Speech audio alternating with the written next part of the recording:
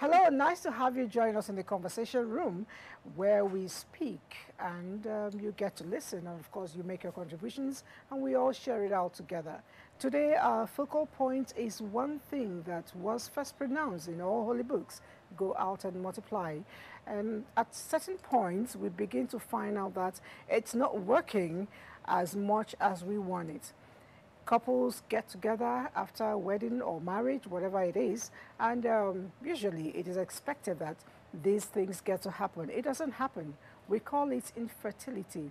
Today we intend to find out what it really means, why does it happen, the emotional trauma, what can we do to abate it before the marriage, after the marriage, and we have people who've had experiences through it.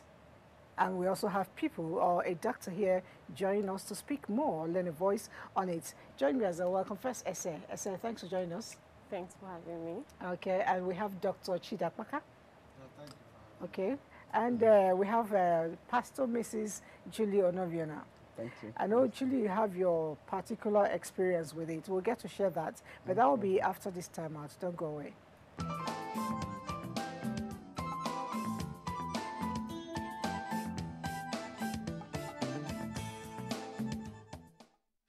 I don't think in gender boxes at all.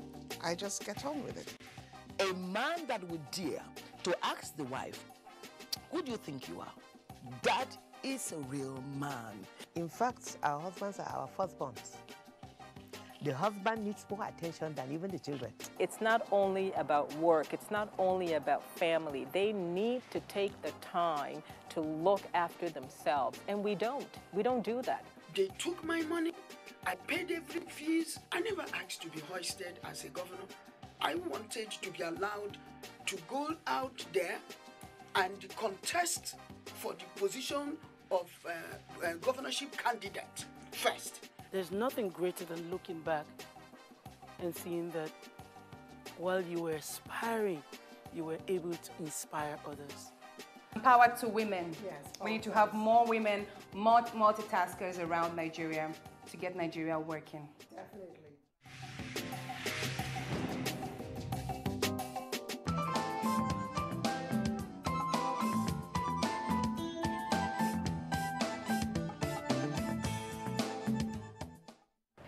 All right, infertility is one thing that nobody wants to experience seriously. A lot of times, most of us, we jump into marriage without doing the necessary checks. I don't know if those checks actually can abate infertility. The doctor is here to tell us. But I know that for one, I had a bit of it 5 years and it was not funny. I'm not sure if I can begin to unfold it, but when I heard your own, 15 years, right? 12. 12 years. And I realized she was my senior. I had to calm down. But let's feel it generally. Doctor, when is one considered infertile? Yes, the medical definition of infertility is when a couple are unable to conceive after 24 months of regular, unprotected sexual intercourse. But the alarm bell starts ringing after 12 months. So that means that if they are unable to conceive after 12 months, then the doctor might want to do some basic investigations. Suffice it to say that 80 to 85% of couples will conceive in the first 1 year of marriage. Then the remaining, half of the remaining couples will conceive in the following 12 months. But if the couple are unable to conceive after 24 months, then they qualify to be classified as having infertility medically. All right. For me, it's a very simple word. We all knew from secondary school, the days of biology. But as I grew older, got more experience, I began to actually respect and fear that word because of the trauma it brings to people. And before I even go into causes and consequences, I want to share Pastor Novina's views as to her own time. When did you find out you had challenge, and how was it for you? Well, I got married. Immediately I got married, the first month, you know, I was expectant and nothing happened. First year, second year, third year, and that was when fear gripped my heart and I started looking for a way out. A lot of suggestions came. Then I didn't think of going to the hospital because I felt it was natural, it should be natural for me to become pregnant. So a lot of suggestions came. I should go and find out why conception was not taking place. And until it got to, after trying here and there, nothing happened. Finally, a friend recommended one hospital here in Abuja, and I went. I was told to do a lot of tests, which I did.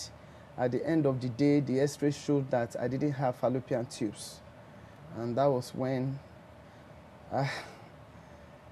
it was as if I should die.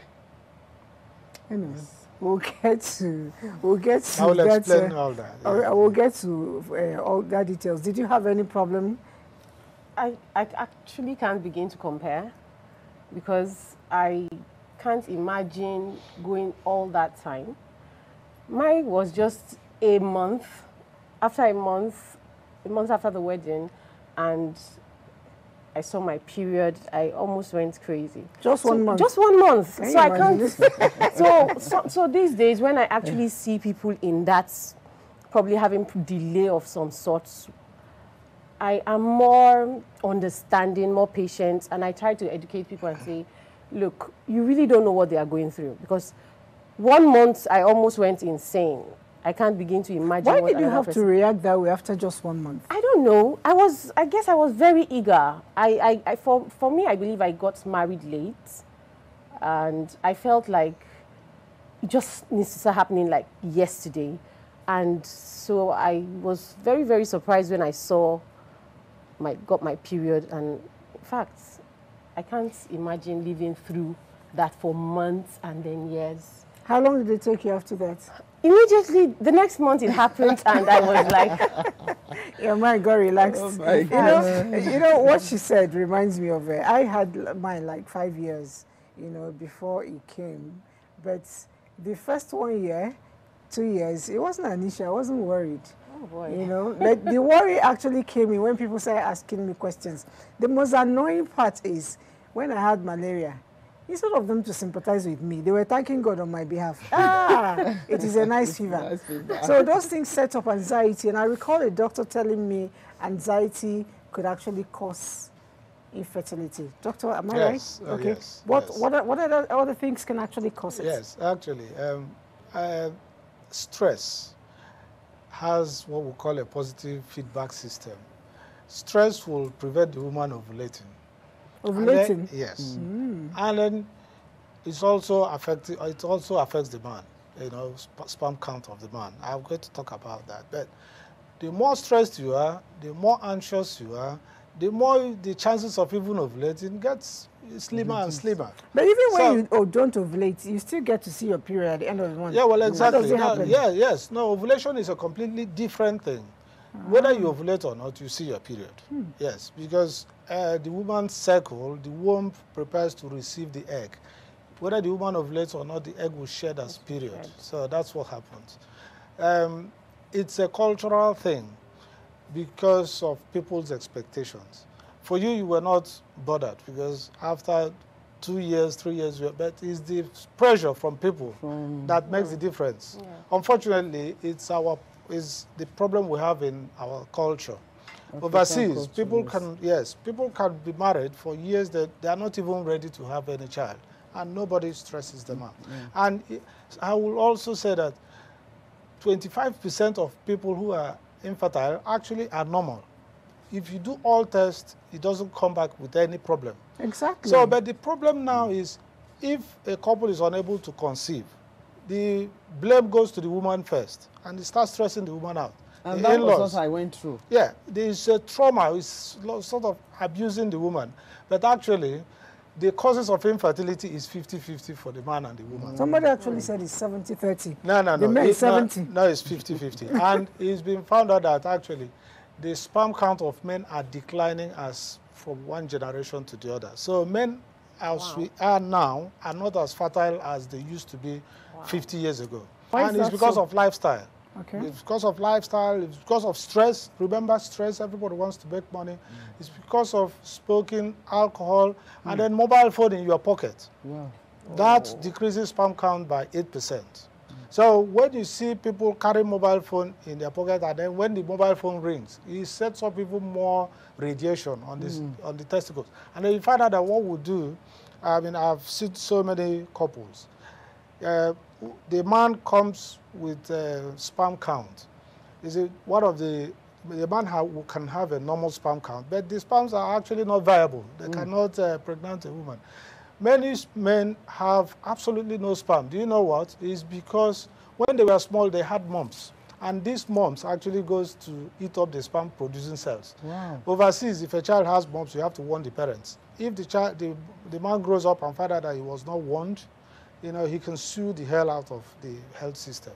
But many of our men who had mumps as children are unable to produce sperm cells. The regular moms we have. Yes, and then you ask them to go and do tests. They go behind, do tests secretly, and then they will tell them they have no sperm. And then they will be blaming the woman, and the woman will be stressed out. The society will be looking on the woman.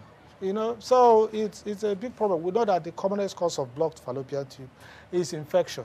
Sometimes there's something we call chlamydia. Everybody in this country must hear this chlamydia. Chlamydia is one infection that people have. They go around and it doesn't even cause any symptoms. But actually it goes in, blocks the fallopian tube of the woman. It goes into the man and eats up the sperm count. So it's not just gonorrhea. Gonorrhea is the one that a woman can have, it doesn't have symptoms. But the man has it and he has symptoms. It's painful. So but the chlamydia has no... Chlamydia has no symptoms. It's just scanty vaginal discharge on the woman. The person will just be going many years. He just continue to grow into the person's womb and then goes to the tube, causes inflammation, and then that inflammation now heals by what we call scarring, fibrous tissue. It blocks the tube. The tube is so tiny that any little inflammation just gets it blocked. So that a woman has blocked tube could be an innocent thing. You know, we know that people have had surgical procedures with unclean instruments, and then they introduce the infection, and then because of the quality of the antibiotics we have in this country, some of them are not as effective as they should be. So the woman has that, gets this infection, thought she has treated it with antibiotics, not knowing that the quality of the drug is actually inadequate. And then the infection just, you know, the bad infection that gives pain and waist pain and fever and discharge, the antibiotics goes and dampen it. And then it now continues to smolder without any, and this is the one that blocks tubes. Now, doctor, there's another thing I heard, I don't know if it's true, that's wearing pants. Yes. To sleep? Wearing pants for the men. Can affect... For the men, yes. When men that wear nylon pants, you see the scrotum that produces sperm cells does not like heat. So when they wear nylon pants, the heat, including this mobile phone, kills the sperm cells. It might even render the sperm cells incompetent to pregnant a woman.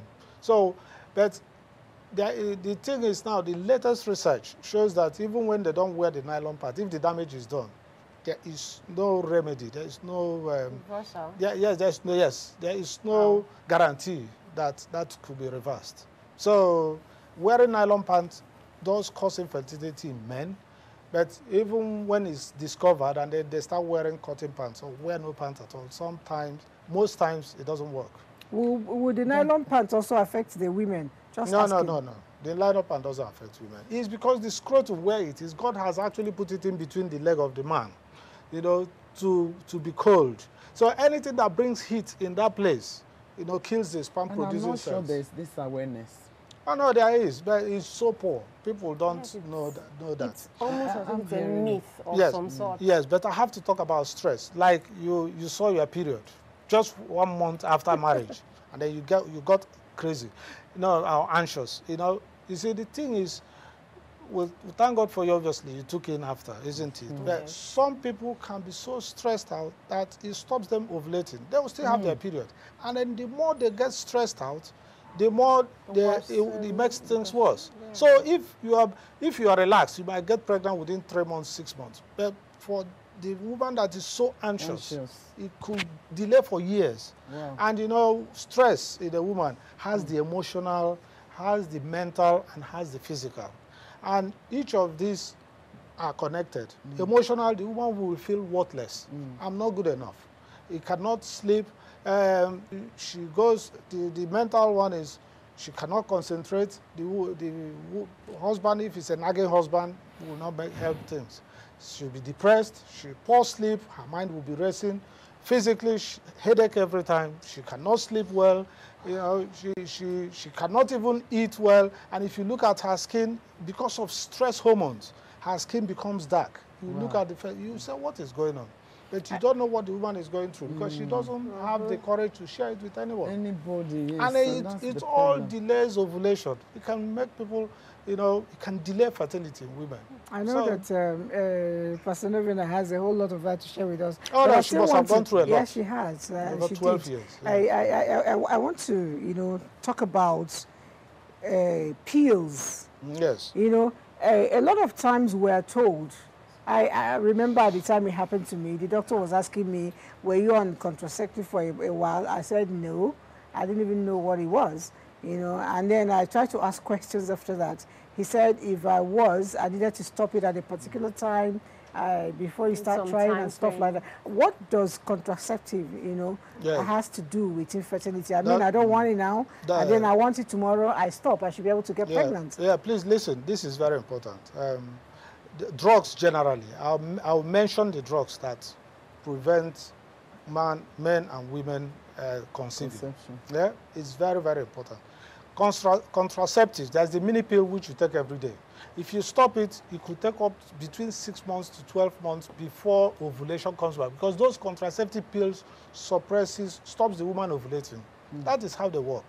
So some of them you'll be having your normal periods because you're taking the contraceptive pill. After 3 weeks, you stop, you have a bleed, and then you continue. When you stop it, because the ovary has been suppressed for a long time, you give the body time to start ovulating again. So in some women, they might start ovulating after 1 or 2 months. In others, it could take up to 6 months.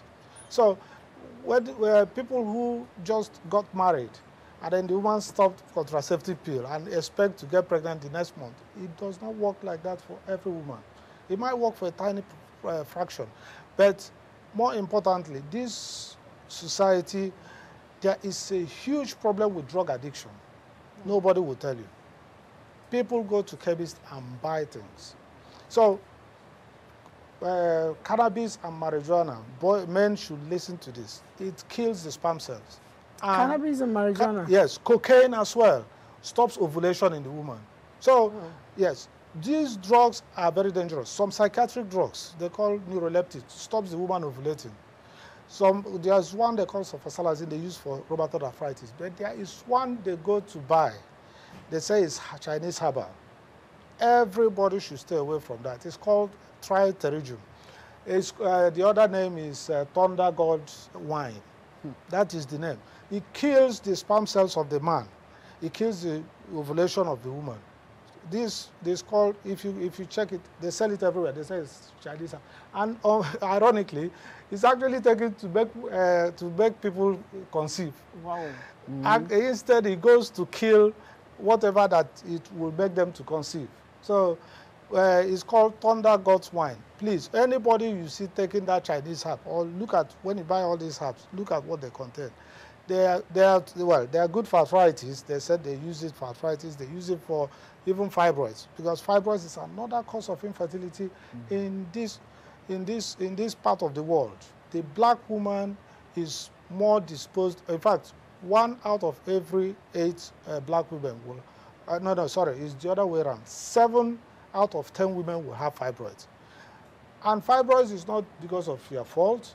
It runs in family. It runs in our gene. There is nothing that causes fibroid. It's just in the woman's womb. The muscle starts growing a little ball and then starts getting bigger and bigger. and then it can now grow into the woman's womb and stop where the egg comes through.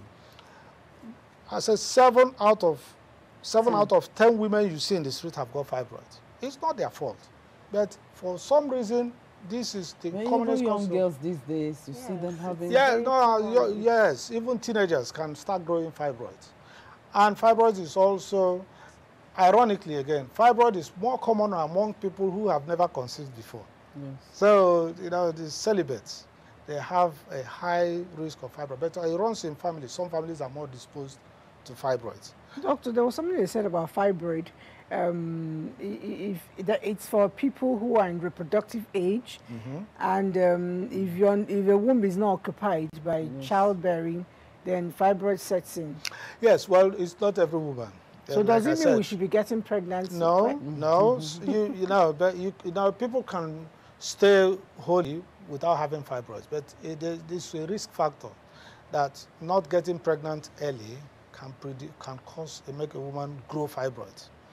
And you know that a woman's fertility starts going down once she's 30. By 35, the biological clock is almost going down. So this is why, because of the pressures in the society, a woman that marries late is, wants to conceive. And if you don't, stress sets in, and then it may even makes things worse. So my time is running out. Exactly. Where's this baby? Yeah, exactly. So, and the pressures from the family is just so unfair. All right, Pastor, I know that at the time, the 12 years, we're counting it now, it looks like just 1 and 2, but it's quite a number. Yes, I say mine was long, and at a point I was, shying away from social appearances, because especially things like child naming ceremony. Yes. You're going to name another person's child. Where is your own? How did you go? Well, first of all, where were those emotional challenges, societal challenges, and how did you, work around it? I narrated the other time, it was not easy. It was very, very traumatic. Very traumatic.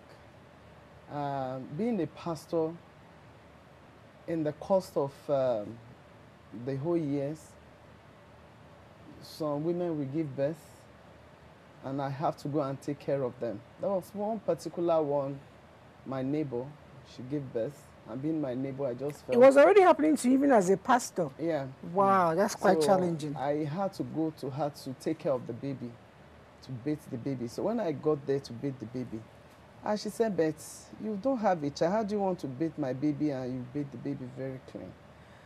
So I felt, immediately I started crying. So I just handed her over the baby again, and I started going.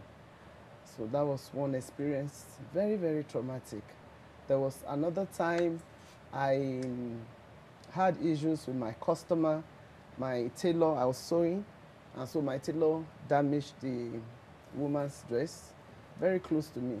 So I went to her to apologize, and when I got there, she was so mad, she was so angry. She was so angry, and she started abusing me, and she said, you're busy looking for money, and instead of concentrating on your problems, you're just busy looking for money here and there. And I told her, well, that's not your business. She said, well, you must give me my wrapper today. I said, I don't have any wrapper, do your worst. I was just still at the gate. Before I knew it, she went in and brought hot water and poured on me. Poured the hot water on me, and in the course of now trying to struggle with herself, she said, idiot, don't go and start looking for how you become pregnant. And that was when I gave up my ego and I walked away and went to the house. That's great. That was one aspect. But like I said, it was not easy. Attending programs was, no. Once I see it's a birthday program where people will have to ask for your children, I don't go. I withdraw myself. If it's naming ceremony, if I can go, I go. If I cannot go, I don't go. So it was not a good time at all. Yeah. And most of my friends, at the time, they deserted me because they felt, what are we going to be discussing? So, yes. Okay, Pastor, if I may ask you, when you are going through all this, you haven't mentioned your husband. Is he under the same pressure? No, yes, we were all under the same pressure, but he was always with me. And the family already prepared another woman for him. He told them he was not ready because he was not ready. It should happen. Yeah, no, well, actually, what I was asking is, okay, you know, the society will be looking at you as if it's your fault, not your husband's fault. Yeah, that was the way they looked at it. That is what I'm saying. This is the problem we have in this society. You know, I'm not saying it's your husband's fault, but when it's infertility, it's 50-50. The man is as guilty or, well, is affected as the woman. It could be the man's fault. The woman might be all clear. And the problem is some men, when they find out that it's their fault, they refuse to go for tests. Where the woman, they might even know already, even before the wedding. They might know before, yes. They might know before married the woman. And they just keep quiet. I had an issue with somebody. She came for a counseling session. They attend Catholic. She told me before they got married, there was nothing between them. And so after they got married, she now discovered that the man couldn't do anything. And for the next 3 years, nothing. It was later she got to know that the man couldn't have erection. Yes. And so they went back to the church. The church now counseled them on what to do. So right now, she's left the marriage because the man knew, but deceived her. Yeah, but that brings me to another point. That's a very good decision. You see, some men cannot sustain erection. But some men, even when they ejaculate the wrong way. So it never enters the woman. I've never heard of that. Well, I'm telling you now. So what this do is you mean why by ejaculate the wrong way? Yeah, well, it goes into the man's body, not outside the man's body. It's called retrograde ejaculation. Yeah, these are all abnormal problems. It goes into the man's bladder. So you find out, yes. Now, what I'm telling you, these are all conditions men have that can cause infertility, but they're looking at the poor woman. I'm not saying every infertility is the woman's fault. I mean, it's 50-50. There's so many diseases we know on the man's side that causes infertility, but our society unfairly puts all the pressure and the blame on the woman. That is the message I want to send. You know, and the to fact our that country. we are very unsympathetic with the situation, because on your own you were probably going through a whole. You were going through a whole lot. Yeah. I mean, everybody should be patient enough to know that this woman has to deal with this. She has to live with it every time. I think the best we can do is either pray with you or try to get your mind off it, especially when we know that stress can also contribute and it might not even be your fault. I think there's a lot the society has to do, you know, when it comes to but again, helping those that are in that condition. Yes, it's all about the society. I mean, there are innocent diseases like the thyroid gland. Don't disease be innocent. No. There's the disease underactive thyroid or overactive thyroid. Thyroid is a gland that's in the neck. It controls our metabolism. Yeah. If yours is low or too high, the person will not be able to conceive. It can affect the man, it can affect the woman, but it's more on the woman's side. So which means before a couple can be asked to get married, they should go for some of these tests. Yeah, they should go for some of these general tests. They don't go through the test. The only test they do is this. They do the genotype and blood group. These are just by the side. What if you've already had these issues even before? I mean, how do you, my point is, how do you actually begin to check it so you don't get to that stage? Yes, exactly. That's what I'm saying. That, when you want to get married, don't just do genotype and blood group.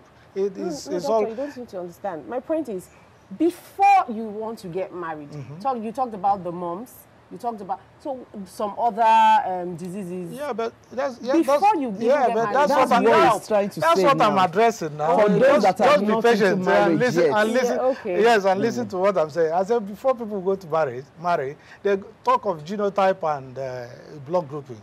But actually, do a blood test, check your thyroid, check if you've had moms before. But if you love a man and he told you he's had mom, it doesn't mean that all men with moms has their sperm count affected. It's just that a small proportion of them that has had moms, that moms has actually eaten the sperm producing cells. So if you want, it's your choice. Before you marry, you can ask the man to do a sperm count and find out if he's got a viable sperm. And then, but no man will want to do that. Not in To Nigeria. get married. Not when You're you're in asking love. Nigerian man to get and do But sperm my counts. question really isn't about when you want to get married. That's probably preparing when you are doing your blood tests, and all of that. My question is probably like for parents, for instance. How do you help your children grow? Do you understand? In that environment where they are conscious of some of these things. Yeah, you have to. So that they actually are able to run tests, because some of these diseases you don't have symptoms. I think it just boils down to our medical Regular attitude. Yes. We don't do annual tests. Yes. No, if we do annual checks, in our homes and call it a job, a duty, an obligation, a responsibility, however you put it, some of those things will be reviewed. The question is, some people have not finished eating. Okay, listen. Where would you get the funds for tests? No, listen. Okay, yes, I understand. Okay, listen to what I'm going to say now. Okay, if your daughter wants to get married, you can sit her down and then tell her some of this. Go through this with her so that she's aware. Now, the problem we have again is people are getting fat and fat, and the fatter you get, that stops people who are obese. Actually have very irregular ovulation. Some of them might not even produce an egg just because of their weight, and that weight actually predispose them to having type 2 diabetes. And when they have diabetes, in the man will have erectile dysfunction, which is not able to sustain an erection. Diabetes. Some men are just going around drinking and they have diabetes. They don't even want to get checked. Their blood sugar is high and it's affecting their fertility. They haven't got married. And then some men even know that they have erectile problems, but they will never disclose it. So these are all treatable causes. All this one I'm telling you are treatable. Yes. So the man should go. Some of them have money, but they don't have time because they're all busy chasing money and hanging around and forgetting. What about cysts? Because, okay, for instance, my younger sister has the problem with irregular menstrual flow. Very good. And when we went for checkup, she was told she has cysts. Yes, polycystic ovarian syndrome. That's what it's called. Okay. It's a cause of infertility because they don't ovulate every time. But how you know these people is that they will have hairs. They will be big, and then their period will be very irregular.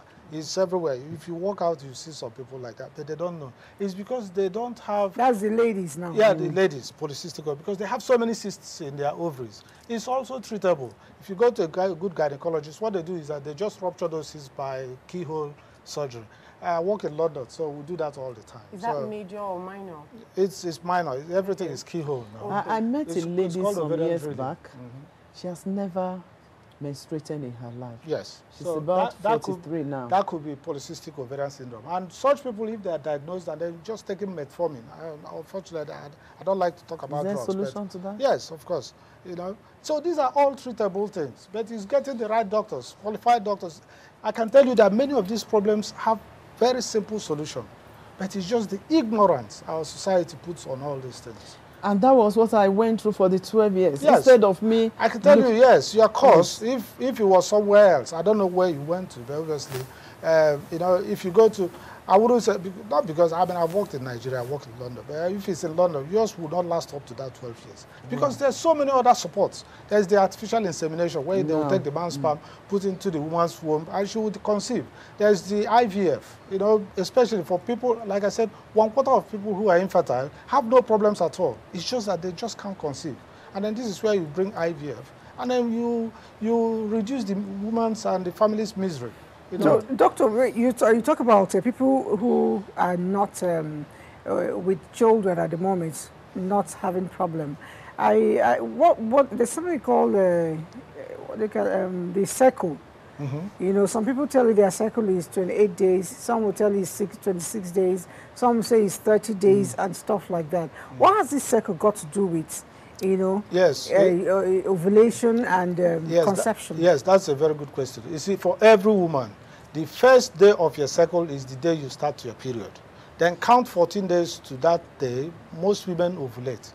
Normal cycle is between 23 to 35 days. It depends, or it varies from woman to woman. And in fact, even stress can delay your period. Sometimes you won't have period on that 28 days. Sometimes people have it twice a month. Yes, sometimes people have it twice a month. Also stress. can cause that. But there are other causes as well, like these fibroids. So whether it's 23, it's 25, it's 28, or it's 35, a woman does not have the same cycle around the year. It's impossible. Okay. So because it depends on the hormones as well, and which stress also, and other things you take, also contribute to. But whatever it is, whether it's, the ovulation period is almost static for every woman, and you know that if your temperature rises, by 0.5, but don't use those ovulation kits because they are false. They don't really work. Really? Okay. Yes, they're not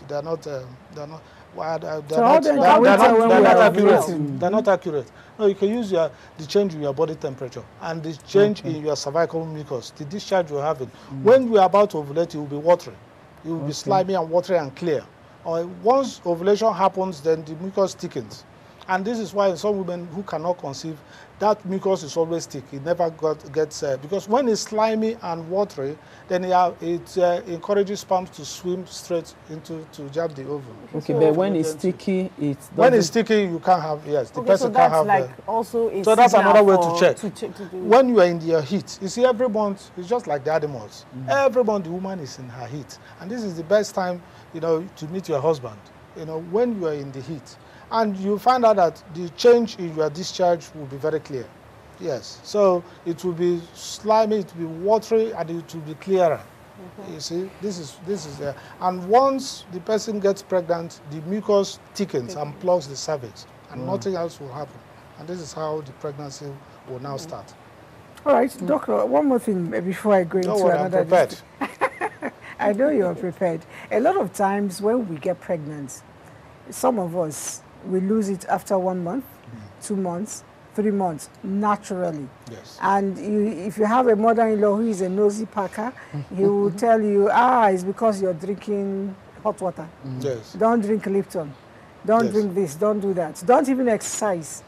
I recall that if I want to go out to go and jog on the road, they will tell me, no, is this your jogging that is making your children not to come inside? Yes. What has exercise, hot beverages got to do with it has absolutely infertility? nothing to do with the womb. It has nothing, right? God has created the woman that it is perfectly normal for a woman to have miscarriage in a quarter of the pregnancies. The reason for that is if you have an egg that is not complete, that is not viable, instead of bringing a deformed child, nature has a way of removing that child. Wow. So on his own. Sometimes, yes, on his own. So instead of some conception, you conceive and then the child starts growing and then the head is so tiny, then the nature has a way of flushing it out, and that is the miscarriage. It's perfectly normal. A normal pregnancy, whether you are jumping up or down or anything, will stay, because God has already given the woman that protective sheet on it. So if an 8-week child is just so tiny and is in a little bubble in one part of the womb, which is, no matter what you do, it will be there. It was implanted there. Even if you drink hot tea, if you dance, I remember. Even if you dance, or even if you don't. But if you start smoking, drinking alcohol, or taking cocaine, then that is another problem. That's chemicals into the womb. I remember when I got pregnant, immediately it was discovered I was pregnant. I had to be kept in the hospital. Then my legs were tied up. That is 1920 medicine, my dear. 1920. Not even 2020. It doesn't happen. But that was what they did. That was 33 years ago. Well, they were, 24 years ago. But I think they still do that. Yeah, they still do it. Because I remember when I was spotting during my first pregnancy, immediately I was told, just go and lie down, lift your legs up, and because that baby the baby might come down and all of that. When they tell you that, ask the person, why are you doing that? Let the person give you the so that the pregnancy doesn't come. No, if I show you, I wish I have this video that I'll show you. Implantation, see, okay, look.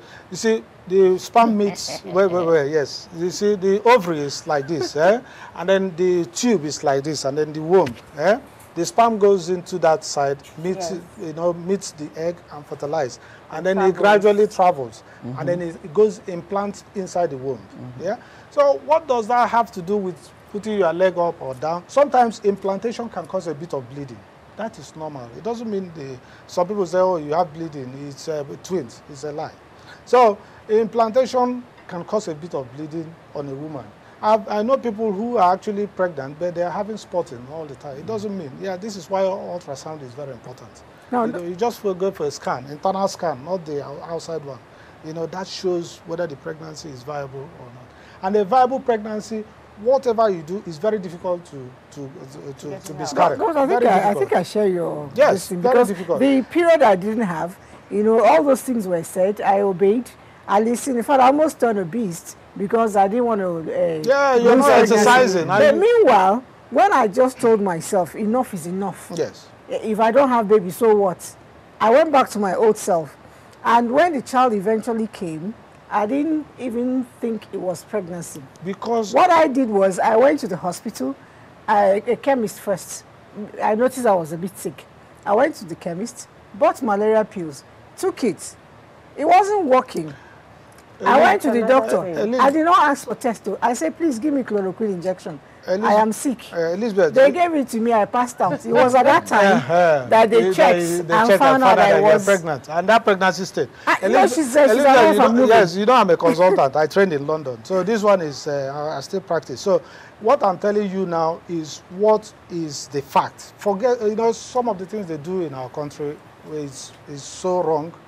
You see, you are pregnant. They say, don't do anything. Then you now go and relax and be eating.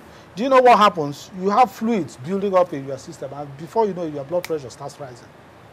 Then they say, oh, your leg is swelling. You have, it's just neither here nor there. They just give conflicting information. And if you ask 3 doctors, you get different answers. So why is that? That's the amazing part. So, yeah, so it's such a, I'm happy I came to this. I hope Nigerians will benefit from this. But a normal pregnancy, whatever you do, it will stay.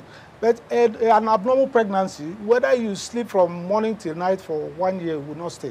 Okay, for a womb that has fibroid and is still carrying pregnancy, will that be able Yes, to? I have done CS, and then, a womb with fibroids can have a normal baby.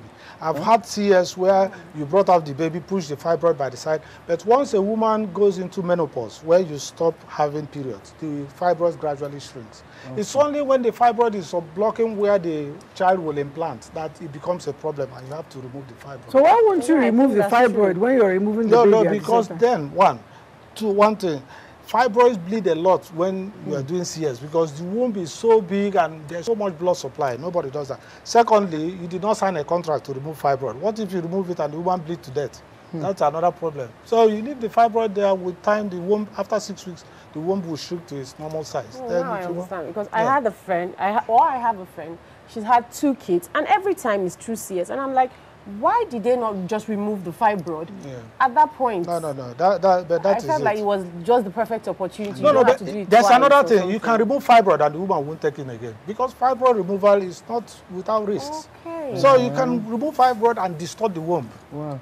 Depending on the position of the fibroid. Most fibroids are outside the womb. A woman can live her normal life without, but it's those ones that are inside. The fibroid can be inside in the muscle or outside. Muscle and outside, no problem. But you see those ones inside. That's the one that affects fertility. And most times we even discover a woman has fibroid. It's when she's looking for a baby. Otherwise, most people are walking about with fibroids and no problem. Now, doctor, another thing, we're talking about infertility. Some people will tell you that they cannot conceive and hold on to the pregnancy because their husbands won't let them. What has intercourse got to do with fertility? The first 3 months, intercourse is safe. It's not. At what point does intercourse affect the baby? Yeah, well, it doesn't actually affect the baby that much. It's just that it causes discomfort for the woman. Carrying a big pregnancy, and you cannot lie on top of a pregnant woman. It's unheard of. But I wouldn't say this. But we know that for the person who is having her first baby, at least 16 weeks or longer. I also learned that having sex during pregnancy helps the woman during delivery. Well, it has oxytocin. Well, that's what I'm saying. It does happen. It does happen, but you don't have to have sex to have a normal delivery. You see, God has created the woman that once you are pregnant, whether you see your husband or not, it's a normal delivery, you have your normal delivery. So, yes, where the man's sperm has got some chemicals called oxytocin, which helps, yes, but it's still controversial. Some people will tell you when you go to have a baby, and you're taking too long to push, they will tell you it's because your husband was not with you. It's a lie. Because of that, the it's a canal lie. is Yeah, blocked. people go to hospital and the midwives who don't even know much, you know, will keep telling, yes, the woman is under labor and they are just talking to her, not even empathizing with her. I don't like that. It's not true. All right, doctor, back to solution. If a couple has copulated for 24 months, like you said, or even 12 months, and the baby is not coming, what should be their first step? Yeah, first thing is to do this blood test. I've told you the thyroid gland, check for infection, chlamydia. If they found out they have chlamydia, they treat it with antibiotics, and many people now conceive after that. If the damage has been done over the years, if the man doesn't have sperm, then he has to borrow sperm. He has to go for sperm. Borrow? How? There's sperm donation, there's sperm bank. So it's not his DNA anymore? Oh, well, of course. Now, since 2005 in the UK, I can tell you. Now, before people go and donate sperm in secret. But now they change the law because you have when the child grows, he has the right to know who the father is, and you don't want a criminal to donate sperm, and so there are other things. So, but that is one side. If the man does not have sperm at all, then he has to depend on sperm donation. If his sperm count is low, he can there's medications you can give for him to grow the sperm count, and then obviously stop wearing nylon pants, eat healthy. Stop using all this mobile phone in his pocket. Give it 6 months and see whether that improves. I think that awareness has to be... The mobile phone thing. Men are always putting it. Yeah, exactly. Nylon pants. And some men has got low hormones. You see, people who are taking this hormone to build muscle, that hormone blocks the woman blocks the man producing healthy sperms. Yes, it's called muscle building hormone. They say it's steroids. Yes, steroids. It blocks. So when you see some people are big for nothing, but it's just like they are castrating themselves. Wow. So you know what happens to dogs. If you castrate a dog, it gets big. So some of these hormones makes them big, but it kills their sperm. So sperm count. So and without them knowing. No, the babes are looking for things they did as muscles and all that. So back to your question, Elizabeth. So they have to do all those tests, and then the woman will do a scan to check whether she's got fibroids blocking her. Check the tubes. Now they don't do the diet one where they take X-ray to see. They just use ultrasound, inject water, and then see if water flows through the tube. Then treatment for that is you can, if the woman is fine, and the man is not, you can borrow sperm from somewhere. The woman has to have the discussion with the husband, and then inseminate the woman. She will get pregnant. Or IVF, you take the woman's egg, take the man's sperm, fertilize it in the test tube, and then incubate for some time, and then take the fertilized egg and implant back in the woman's womb.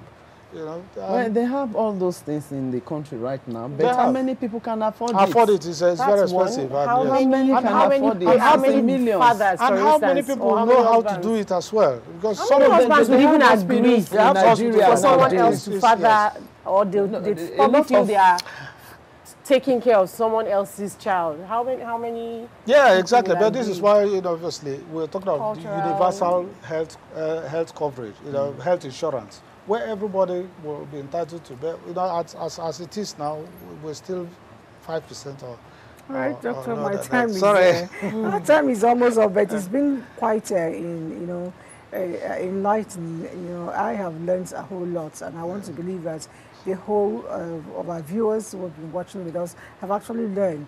But on a parting note, maybe just 1 minute, I want Mrs. Noviana to talk to us briefly on how to contend with your emotions when these things happen, because you did a good job of it. Yeah. For those that are still waiting for the fruit of the womb, they should hold on to God, one. Secondly, they should seek for medical help and get themselves busy. Get busy. Find something doing to occupy your time, and forget about that issue of pregnancy, being pregnant. Once your mind is out of it, you are not too anxious. It comes on its own. Because infertility is treatable. And that's a message of hope. I think we should also encourage people to be patient with them. try and encourage them instead of insulting. Definitely. The society should support the couple. Society should mind their businesses. No, they won't mind their business, but they should support the couple they, because it's treatable and they can get children after some time. Thank you so much, Esther. Thank you for coming on the show. And Doctor, you've been amazing as always. Thank you, Pastor, for lending your voice from your own angle. Thank you. Like they said, support those who you think do not have children at the moment.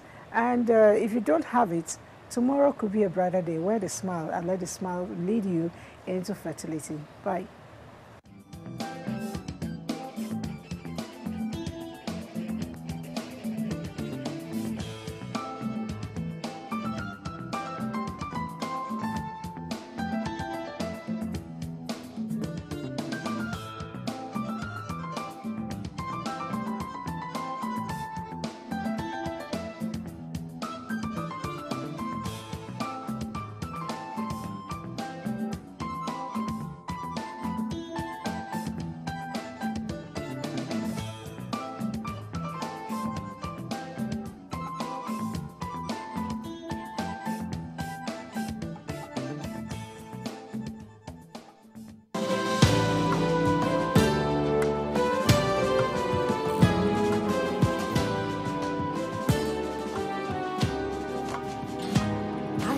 Lift up Nigeria with my voice. I will lift up Nigeria with my voice. I will shout, sing, and speak of all the glories. I will lift up Nigeria with my voice.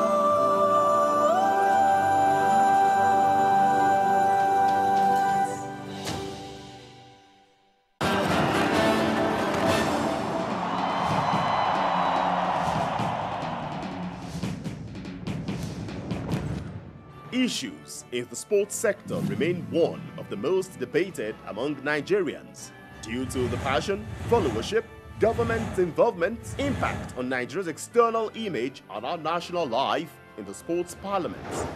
The NTA offers Nigerians deep views on issues with experts in the sports sector, offering in-depth analysis, hindsight, insight and foresight towards elevating Nigerian sports to zenith on the floor of the sports parliament. So many things have been wrong in sports. We've been talking around it. We need performance expertise, and you can only get some of these where you have world-class facilities. How can sports deliver return of investment to attract the kind of money required to take it to the next level? We cannot interfere in the internal affairs of even the federations that belongs to us. Sports Parliament, a unique platform for sports discussions, showing live on the NTA Thursdays at 11 p.m. Keep a date with the parliamentarians. The eyes have it.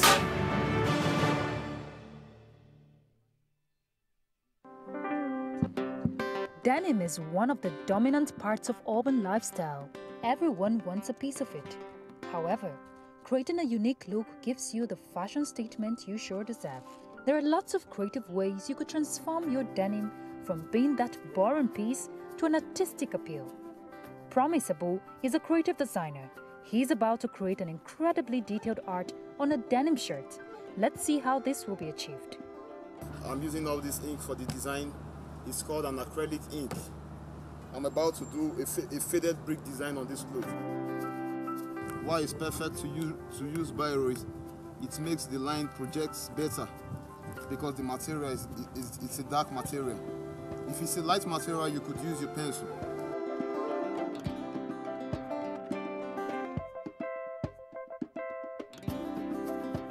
He continues to create the vertical and horizontal lines that will form the patterns of the brick design.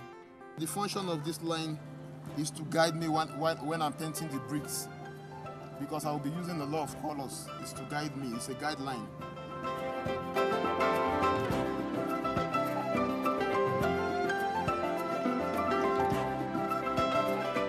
Now the painting commences, and this will take a longer time. This is the use of the line. You paint each box. A range of variety of colors is required in order to pop up the design and make it look very attractive. You continue to spread colors in all the boxes.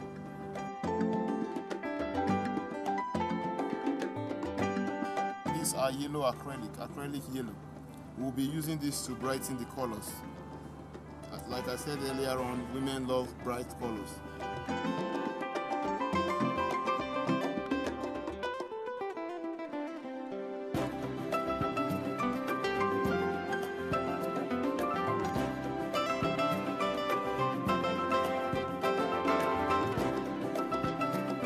Highlighting some of the deep colors with white is to make it a bit brighter.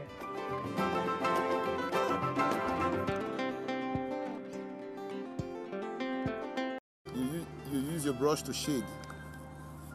It's like using your pencil to shade on the paper. You shade different edges, you shade different parts of it. You do it randomly.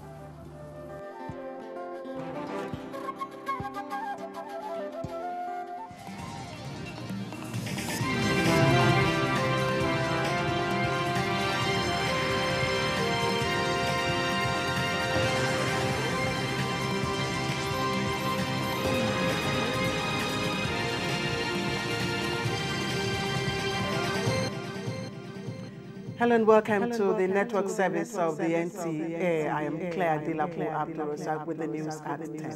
And I'm Comfort Amodu. Thanks for joining us. First, the headlines. Nigeria to give necessary support and assistance to South Sudan towards achieving political and economic stability. Men and women of all faiths, of all tribes, of all ethnicities, committed to a country run on high values. Vice President Oshibajo launches visual initiative to promote unity among the youth.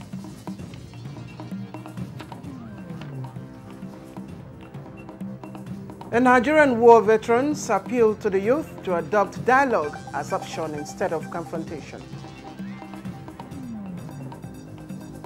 That they should come together and give the federal government a chance to see what he can do for them.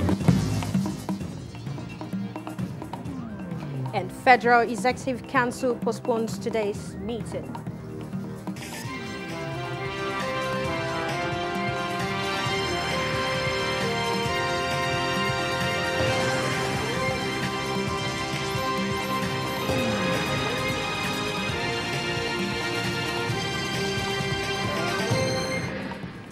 And now the news in full. Nigeria has pledged to give necessary support and assistance to the South Sudan towards achieving desired political and economic stability. President Muhammadu Buhari made the pledge while receiving Mr. Ezekiel Kauta, special envoy to the South Sudanese. President stated this at the State House. Correspondent Adam Musambo has the report. President Muhammadu Buhari noted that Nigeria and South Sudan have a lot in common as regards developmental aspirations. He said although even for Nigeria, it has not been smooth sailing all the way, but things are now much better. And since the troubled country wants to share from Nigeria's experience, the federal government will support where it can towards achieving stability. The president, however, advised the leaders of South Sudan to keep making sacrifices so that the enabling environment can be created, stressing that stability should always be the #1 priority. As he puts it, you cannot manage a country efficiently without first stabilizing it. President Buhari said for the economy to grow, South Sudan must also provide jobs for the people, check corruption, and ensure that national resources are jealously guarded. The South Sudanese presidential envoy, Mr. Gad Kut, who is also his country's petroleum minister, said President Muhammadu Buhari is widely admired across the continent for his role in fighting corruption, noting that it was the reason the African Union made him a champion of the anti-corruption crusade. He said South Sudan is putting its house in order, but needs assistance from Nigeria in transforming the nation's security, achieving constitutional reforms, and enhancing infrastructural development. From the State House, Adamu Sambu, NTA News. And in a bold response to the ethnic and religious agitations that have sometimes bedeviled the country since the First Republic, an initiative tagged Aniza, a visual arts project aimed at promoting unity among Nigerians, especially young citizens, was launched by the Vice President in the Federal Capital Territory. Gufan Shaji reports that this is part of activities to mark the nation's 58th anniversary.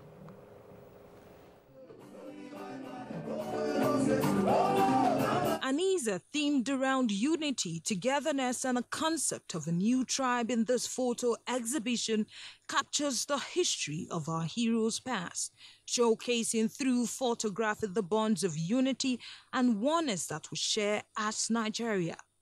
It is a collaboration between the federal government, represented by the media team in the presidency, and the Ministry of Information and Culture, as well as several private promoters and artists drawn from the entire art community. That we can actually come together as a country to form greater things. Vice President Professor Yemi Oshibajo described the exhibition as a tribute to the idea of working in unity, particularly the deliberate attempt to engage younger Nigerians on the issue of developing national unity and the very idea of casting a vision by reflecting our history in a series of photographs that tells our national story as the victories of unity despite diversities. To build a new Nigeria, we need a new tribe.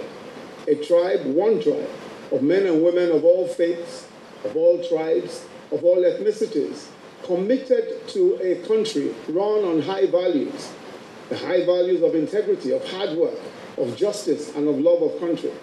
A tribe of men and women who are prepared to make the sacrifices and exercise the self-constraints that is crucial to building a healthy society, and who are prepared to stick together, to fight injustice, to fight corruption, to insist on the rule of law, even when our friends are the receiving end.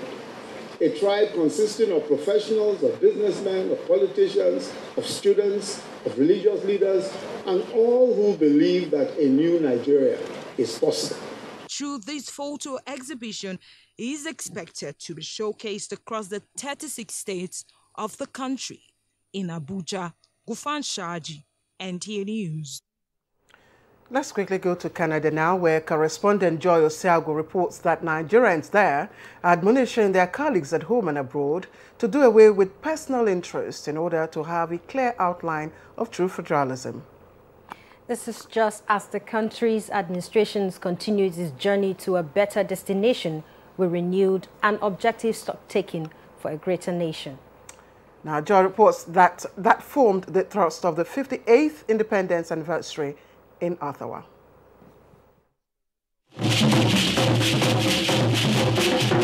Ijo Voodoo dance troupe of Toronto, Ontario, entertaining members of the African and Canadian Diplomatic Corps as they converge on the capital city to celebrate Nigeria at 58.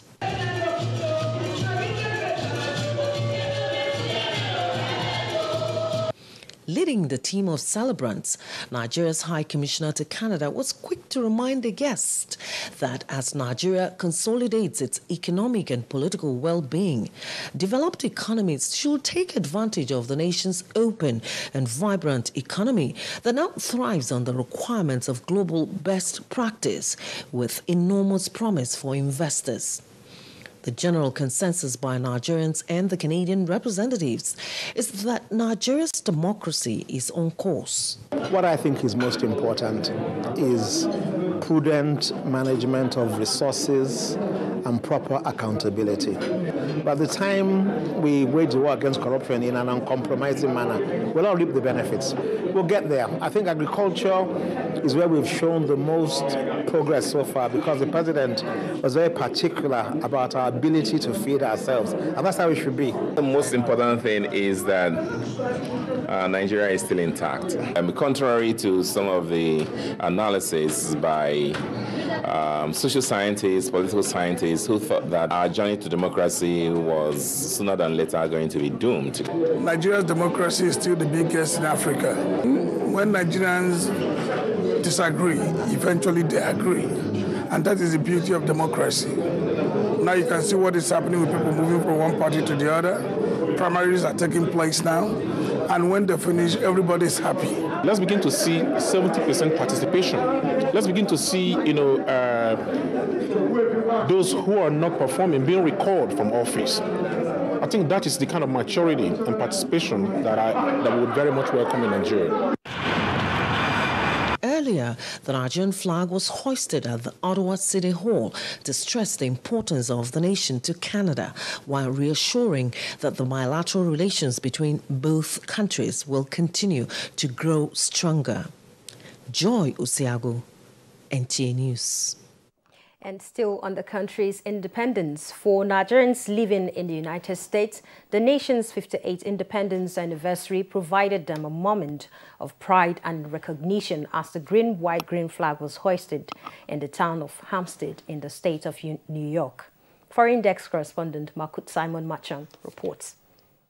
For the first time in the history of the largest town.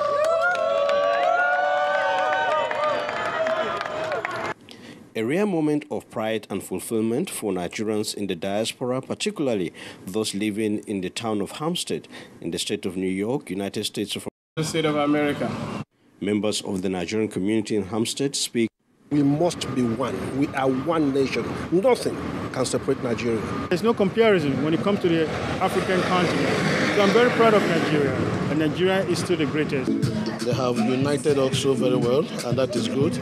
On my own part, I want them to focus more on capacity building. Now, the raising of the Nigerian flag here in the town of Hampstead in New York, United States, is significant to Nigerians who live in this town and elsewhere in the United States, as it gives another credence to their potential, both here in the United States and elsewhere. It also speaks of the recognition that the world attaches to Nigeria. From the town of Hampstead in New York, United States, Makut Simon Machan, NTA News.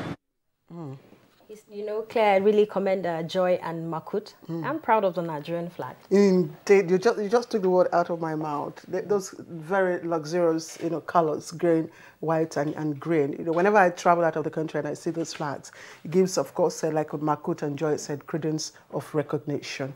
And so I also commend both reporters from outside the country. All right, let's move on now. Still talking about the 58th independence celebration. Nigerian veterans who participated in the Nigeria 30-month civil war are appealing to the youth to always see dialogue as option instead of confrontation. Now, that was made during a chat they had with Mia Ogidi in Abuja, Cross River State. This is my first visit to the defunct Abuja province in Cross River State. And being told much about it in history, I was inquisitive to know what makes Abuja